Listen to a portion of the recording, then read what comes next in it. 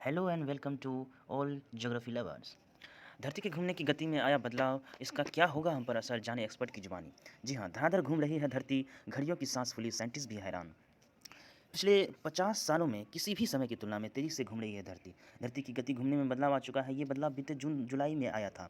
इसका असर हमारे दैनिक जीवन पर क्या होगा, ये एक ऐसा सवाल है जिसका जवाब जानना बेहद ज़रूरी है। नई दिल्ली ऑनलाइन डेस्क में ये दैनिक जागरण में छपा है कि हम सभी जानते हैं कि धरती अपनी धुरी पर 24 घंटे में लगातार घूमती है। लेकिन बीते कुछ वर्षों में ये सुनने में आई है कि अब धरती को घूमने में पहले से कम समय लगी है।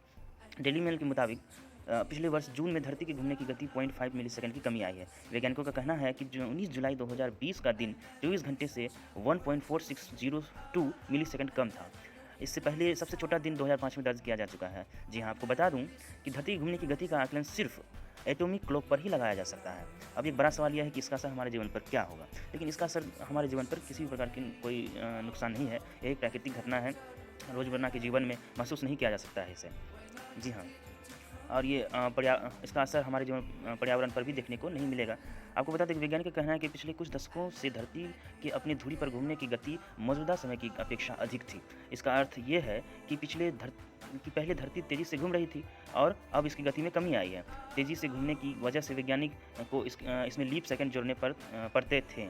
आपको जानकर हैरानी होगी कि 1970 से अब तक इसमें 27 लीप सेकंड जोड़े जा चुके हैं। लेकिन अब चूँकि धरती के घूमने की गति कुछ कम हुई है, तो इन्हें कम करना होगा, अर्थात इन लीप सेकंड को घटाना होगा। धरती के घूमने की गति के लिहाज से वैज्ञानिक को एटॉमिक क्लॉक के समय में बदलाव करना होगा। इसके लिए इसमें नेगेटिव लीप सेकंड जोड़ने होंगे। जी हाँ, थैंक यू।